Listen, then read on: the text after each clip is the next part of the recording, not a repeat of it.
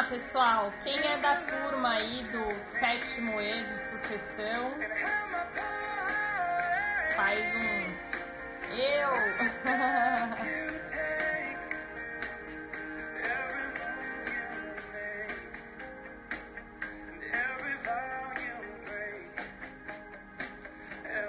Olha a Rita. Rita, bem-vinda. Vamos fazer uma aulinha de sucessão, Rita?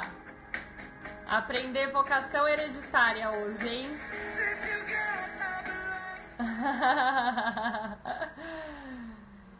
Eu tô com a minha turma do 7º E aqui do Mackenzie, Genópolis. É um prazer encontrar com vocês e interagir com vocês por aqui.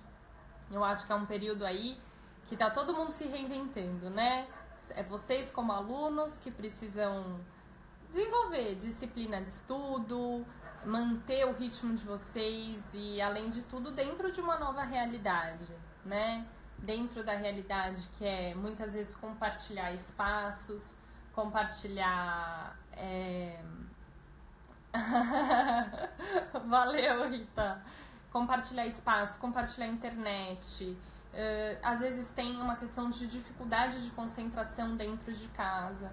Então, assim, eu tô aqui hoje para atender as dúvidas de vocês, para saber se o material chegou até vocês, se esse material está acessível, se vocês conseguiram acompanhar os slides da aula, se vocês não conseguiram, quais as dúvidas que vocês tiveram da semana anterior.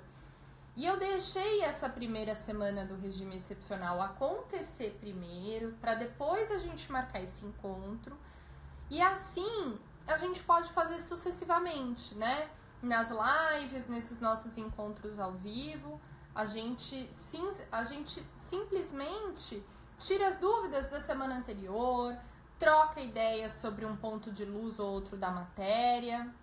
E isso é muito legal. Então, quem é da turma que tá aí, se tiver alguma pergunta para fazer, se tiver alguma colocação sobre o material, o que vocês entenderam de vocação hereditária, o que vocês não entenderam, o que a gente poderia falar e dar mais destaque, qual é o principal, assim, ponto de incômodo de vocês nesse período, também podemos falar sobre isso. Como administrar a rotina de estudo, planejamento, podem aproveitar esse espaço, tá bem? Vamos lá, deixa eu ver.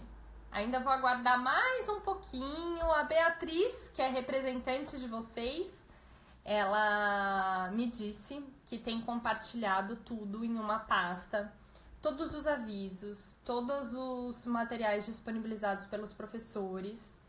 Então, pessoal, olha... acompanhem a pastinha da Beatriz e simplesmente se organizem, tá bom? Por quê? O que vai depender desse período de vocês é a proatividade, o envolvimento e a disciplina. Se vocês deixarem, vocês têm inúmeras disciplinas e todas essas disciplinas, como vocês viram, então eu vou fazer um pequeno esclarecimento agora desse regime excepcional, enquanto o pessoal pode ir entrando, tá? Todas as disciplinas de vocês vão seguir um mesmo padrão de disponibilização de material. Como vai ser esse padrão?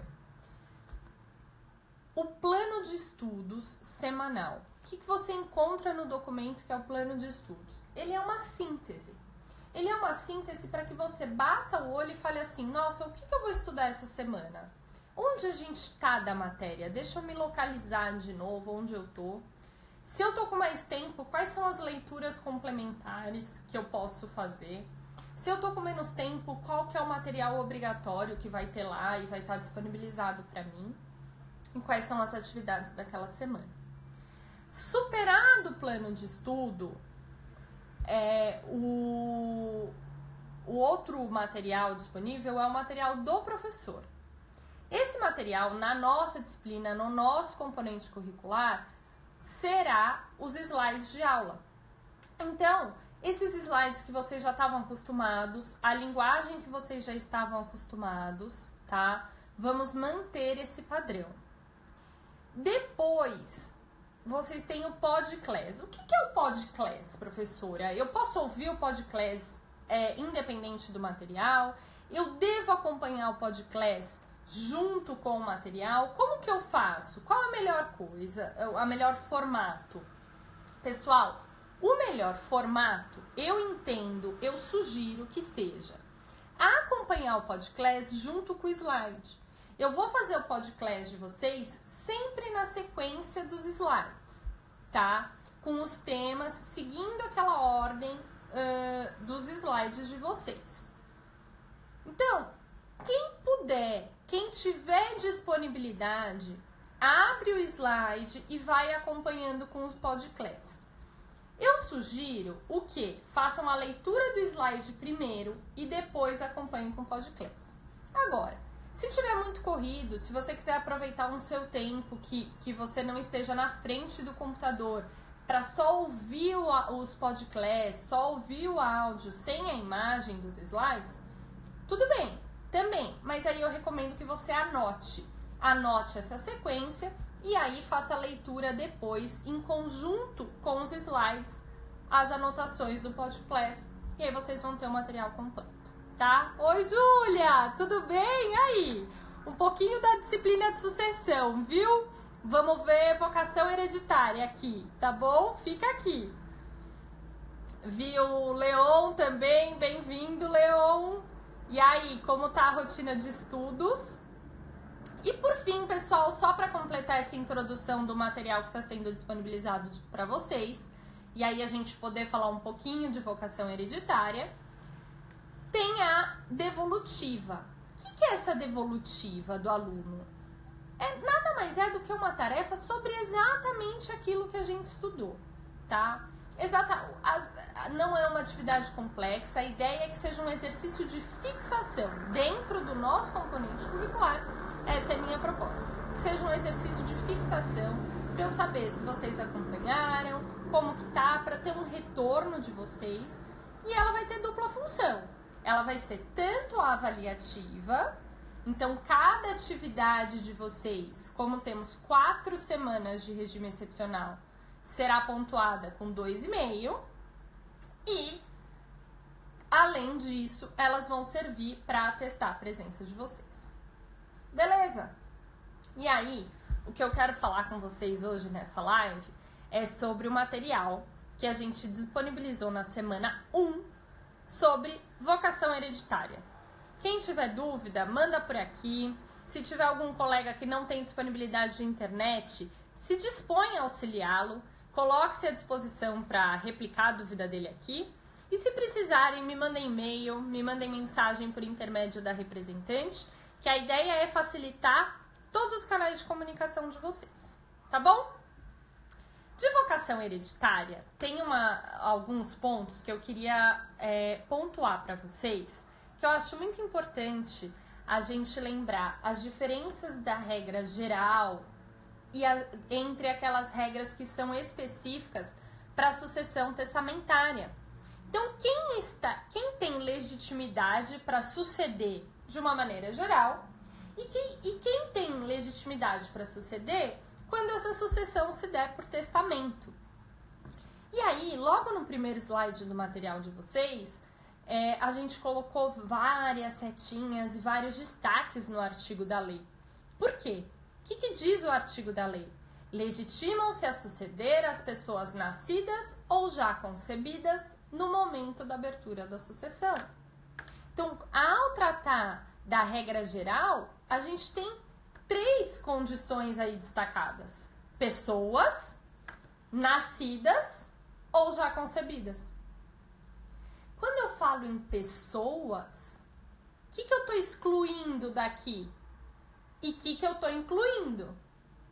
Quando eu falo em nascidas ou já concebidas, o que eu estou incluindo e o que eu estou excluindo? Então, essa foi a ideia, né? Peraí, Leon, eu já respondo sua dúvida para não quebrar muito o raciocínio, tá? Essa questão de pessoas, o que tá dentro de pessoas e o que não tá dentro de pessoas?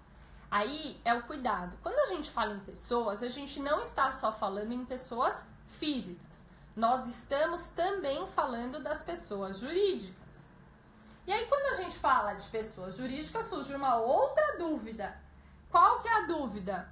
E se eu tenho uma pessoa jurídica, que é uma sociedade de fato, ela não tem a inscrição no respectivo registro? Então, ela não é uma sociedade regular, ela não é uma pessoa jurídica regular.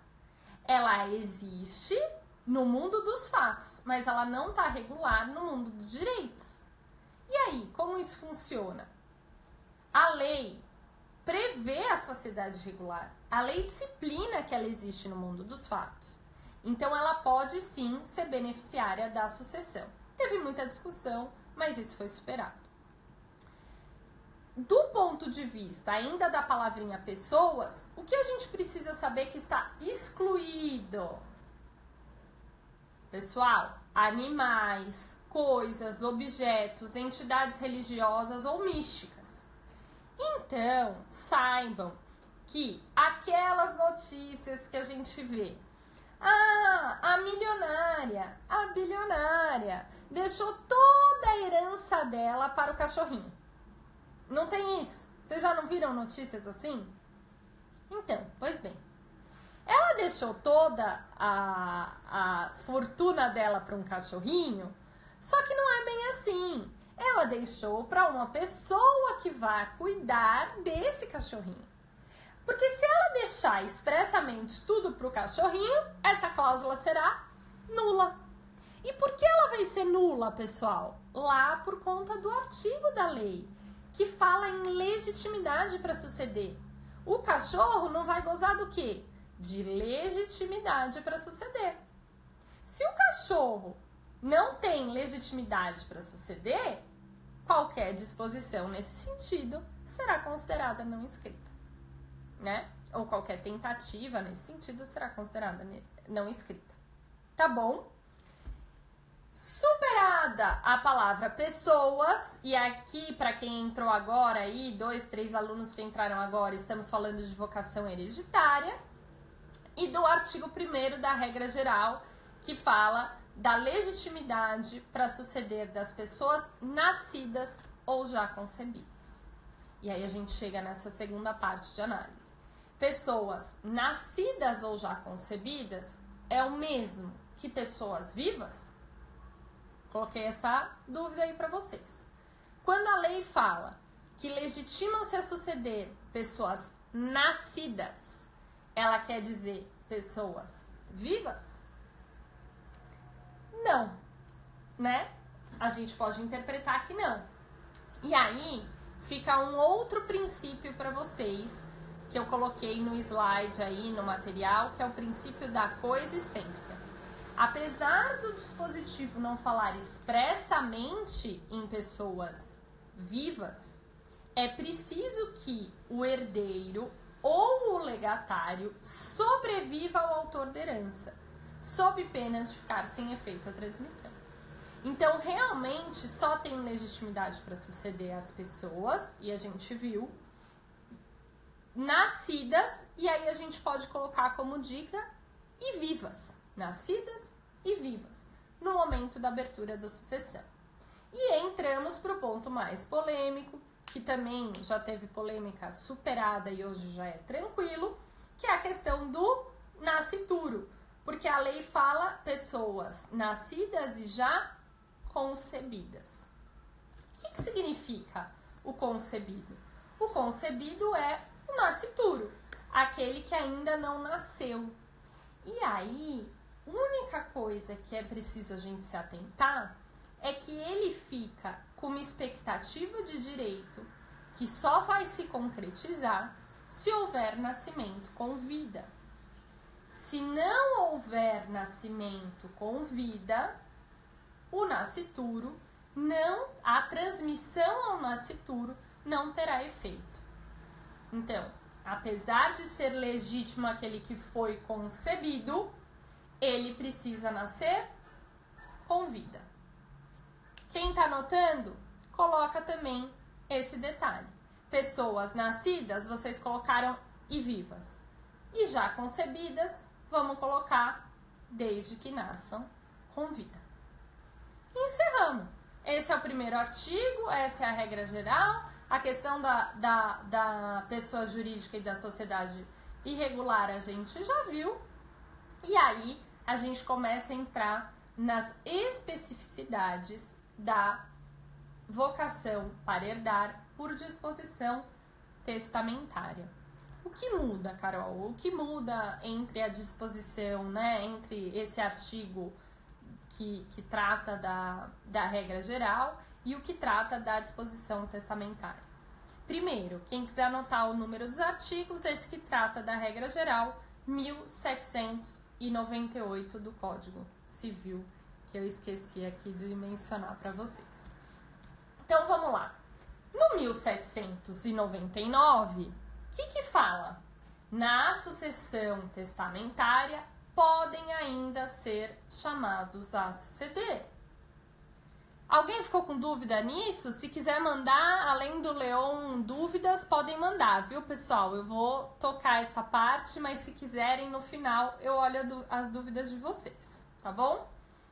Então, na sucessão testamentária, podem ainda ser chamados a suceder, e aí vem o inciso 1. Os filhos ainda não concebidos de pessoas indicadas pelo testador, desde que vivas estas ao abrir-se a sucessão. O que esse dispositivo tem de diferença do concebido e do já concebido, e por isso a gente tem uma outra nomenclatura para essa previsão, que chama concepturo? O testador não está deixando um benefício, né? Não está deixando esse direito para quem foi concebido, para quem já foi concebido, ou necessariamente para quem seja filho dele. Prestem atenção e cuidado com isso. Ele está deixando um direito sucessório para o filho ainda não concebido de uma pessoa que ele indicou. Essa pessoa que ele indicou não é necessariamente ele. Não é necessariamente... esse filho não é necessariamente filho dele. Pode ser o filho de um grande amigo. Então, ele conhece um casal que está tentando engravidar. Ele está num estado terminal. Olha, Má! Bem-vinda, Má! Estamos aqui com a turma de Higienópolis, falando sobre sucessão e vocação hereditária. Fica só um pouquinho que você vai ver. É interessante, viu? E o que acontece?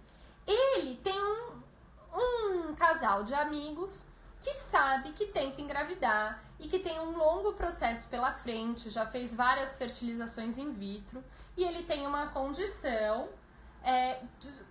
privilegiada, mas ele não tem filhos. Então ele faz uma disposição testamentária para quê?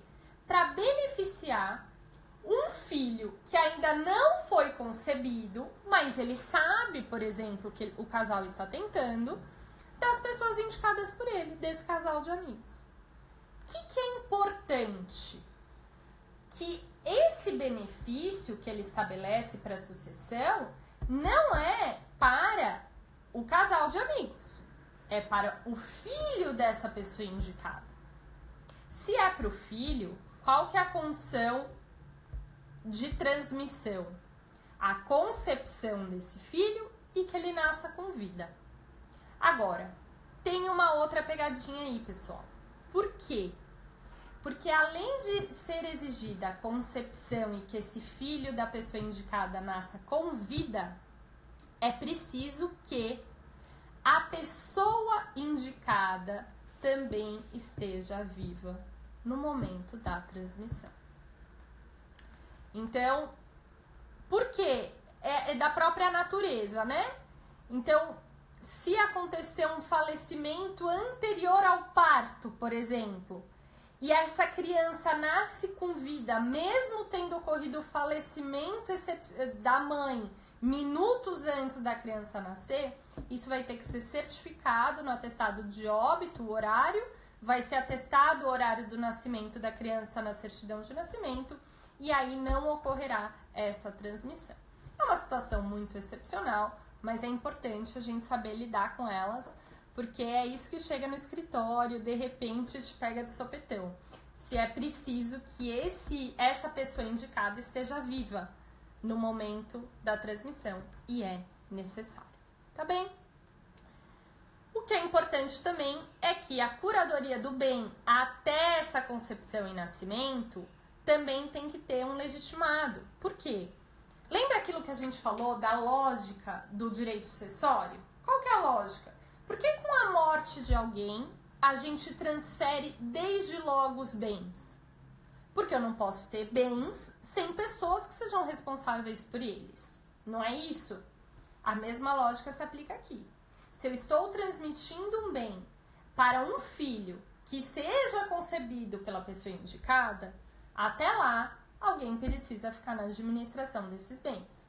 E aí, quem vai ficar na curadoria do bem até a concepção e o nascimento será a pessoa indicada, tá? Onde está isso? Lá no 1800, caput, parágrafo 1º. Olha quem chegou, professora Ana! Que privilégio ter você aqui. A gente está conversando com os alunos da turma do 7º E, tirando algumas dúvidas de vocação hereditária, viu? Um privilégio, muito feliz de recebê-la aqui. Qual que é o cuidado, pessoal, que vocês têm que ter, então, quando a gente está falando de concepturo? Veja que aqui eu coloquei um alerta para vocês, não tem espaço para determinação ou escolha do juiz. Na regra, vale a indicação do testador, conforme artigo 1800 caput, parágrafo 1º. Fechado? Qual que é o procedimento, então? Vamos bater esse procedimento. Aberta a sucessão, tem conhecimento, faz aquele pedido para analisar se tem testamento registrado. Feito esse pedido, chega ao conhecimento, a abertura, a existência de testamento, procede-se a abertura e leitura do testamento. Aí, lá no testamento, tem a disposição de que será beneficiado o concepturo das pessoas indicadas. Nesse caso, os bens precisam ser administrados até a concepção e o nascimento. Só que pode ser que essa administração não ocorra, vamos supor, não há concepção, tem um prazo, não há concepção, e aí? Isso fica sem regramento? Até quando essa administração vai durar, né? Então, em regra, essa administração vai durar até o nascimento ou até... Aí, quem estiver anotando, anota essa parte. Vou falar até mais devagar. A administração deverá durar até o nascimento ou até que se tenha certeza de que a condição... Qual que é a condição? Concepção e nascimento com vida não irá acontecer. Quais são os casos, então, que a gente pode considerar que a lei presume essa certeza? E aí eu coloquei 3 itens aí para visualmente vocês já gravarem na análise e na leitura do material. Se houver o falecimento da pessoa indicada, já é uma certeza que ela não vai poder conceber uma outra vida. Se houver uma comprovação Então, se tiver uma comprovação da impossibilidade de concepção, também é um caso em que a legislação vai entender o quê? Pela certeza de que essa circunstância não vai ocorrer. E por fim, e mais importante, presunção legal. Decorrido o prazo de 2 anos, sem que haja essa concepção, aí a legislação entende que é um caso de uma dessas certezas, tá bom? Então, o que a gente pode encontrar de desafio com essas disposições em benefício de concepturos? Que muitas vezes você vai ter acumulação de uma disposição como essa com as disposições relativas aos herdeiros, né? Então, verificam-se cláusulas em favor de herdeiros existentes, além das cláusulas em favor de um concepturo. Como que eu resolvo isso com essa questão da certeza que eu mencionei para vocês. Simples, e vocês já têm essa resposta na ponta da língua de vocês. É só lembrar da matéria de direito civil, melhor matéria que tem, da condição resolutiva. Então, os herdeiros existentes, eles vão ter direito à partilha, só que essa partilha fica sob condição resolutiva. Se o nascimento ocorrer, a partilha da maneira que foi feita se resolve. Ou seja, os herdeiros recompõem o quinhão do concepturo, mais os frutos e rendimentos relativos à sua parte. Então, tem que compatibilizar? Tem uma disposição testamentária em benefício de herdeiros, mais benefício de concepturo? Como que a gente vai compatibilizar? Dessa forma. A partilha dos herdeiros fica sob condição resolutiva. Se houver concepção e nascimento com vida, a condição se resolve e eles recompõem o quinhão do concepturo. Beleza? Essa regra vale até quando, então? Só para a gente lembrar, prazo de 2 anos. Se não houver concepção no período, ou se o concepturo nascer sem vida, os bens caberão aos herdeiros legítimos ou a outro beneficiário indicado no testamento. Fechado? Olha quem chegou, professora Michele! Oh, que alegria ter vocês aqui, viu? É um prestígio.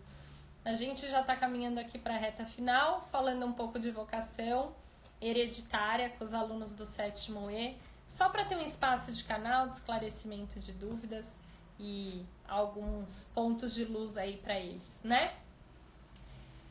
O que é importante aqui, que é o que eu acredito que pode ter gerado algumas dúvidas para vocês e na vida real a gente enfrenta elas. A lei fala em concepturo, a lei fala em filhos já concebidos, em transmissão de bens para as pessoas nascidas ou já concebidas. E se não houver concepção, tanto no caso da regra geral quanto no caso dessa previsão do concepturo, se não houver concepção, mas houver filho da pessoa indicada por meio da adoção, então existe uma cláusula testamentária dentro da qual ela vai transmitir bens aos filhos que serão concebidos daquele casal de amigos do nosso exemplo.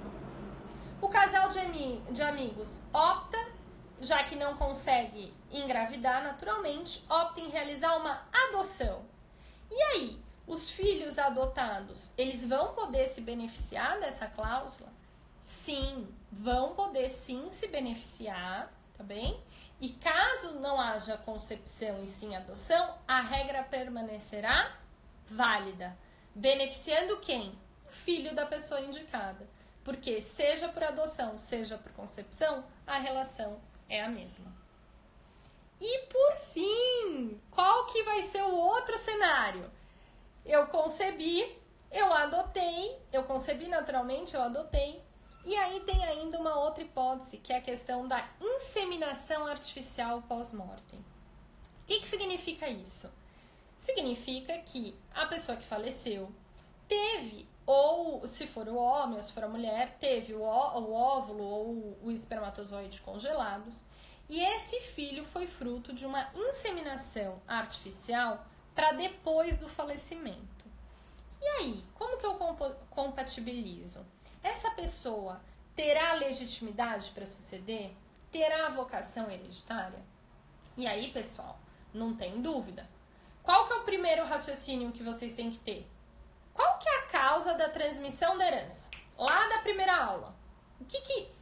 Qual que é a causa? O momento em que ocorre a transmissão dos bens desde logo.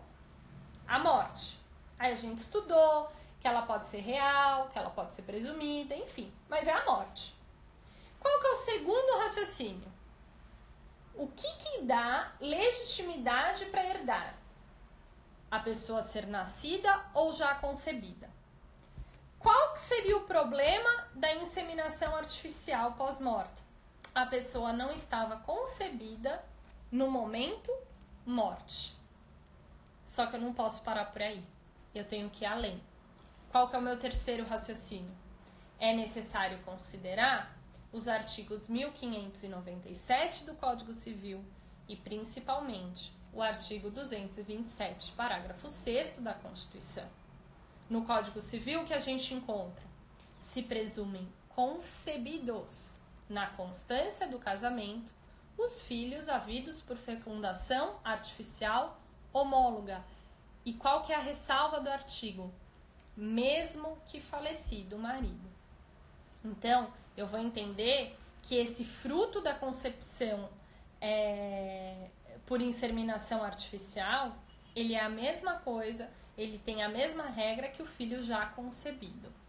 E não para por aí, né, pessoal? Porque ainda que não fosse esse dispositivo, o que a Constituição proíbe? A distinção ou qualquer discriminação relativas à filiação. Então, todos os irmãos têm que ter aí os mesmos direitos e garantias, tá? Eu coloquei uma conclusão, quem estiver vendo live só para interagir, tudo bem, mas quem quiser anotar, eu vou fechar com essa conclusão para vocês, porque eu sei que tem aluno aí que gosta de anotar, né? Então, não reconhecer o direito sucessório do filho que foi concebido por inseminação artificial pós-mortem seria criar uma desigualdade entre irmãos não admitida em nosso ordenamento constitucional e, portanto, inaceitável. Tá bem? E aí, para finalizar essas questões específicas das disposições testamentárias, a gente tem que atentar que lá na regra geral a gente falou pessoas nascidas ou já concebidas e fizemos as ressalvas. Essa pessoa pode ser física ou jurídica. Qual que foi a ressalva que a gente fez? Essa pessoa jurídica, desde que ela exista, ainda que ela seja uma sociedade regular, ela pode ser beneficiária. Ela tem vocação hereditária. Mas o artigo que trata da sucessão testamentária vai além. Ele prevê a possibilidade de se beneficiar uma pessoa jurídica que ainda não existe. Essa é a peculiaridade. Só que ele faz isso de uma maneira restrita. A quais pessoas jurídicas? A fundação. Então, diferente da regra geral, a disposição testamentária pode beneficiar uma pessoa jurídica que ainda não existe, mas desde que ela seja uma fundação cuja criação e instituição foi determinada pelo próprio testador no testamento. Logo, a fundação é criada em que momento? No próprio testamento. E a administração provisória dos bens vai ficar, de novo, aquela regra. Eu não posso ter bens sem administração. Então, a administração provisória desses bens vai ficar em cargo de quem? De quem foi a pessoa nomeada pelo testador como responsável para criar essa fundação.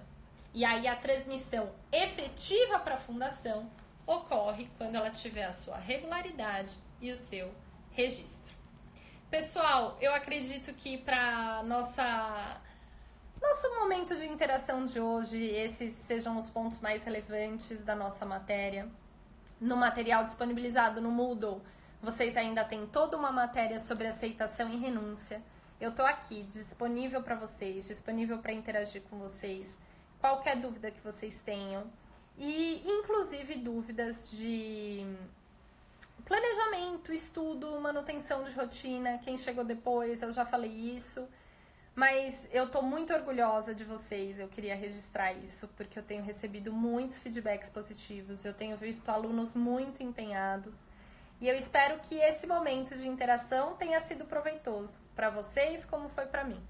Eu vou deixar essa live salva para os alunos que não tiveram a oportunidade de assistir poderem entrar, tá bom? Um grande beijo em todos e se cuidem, tá bom? Tchau, tchau!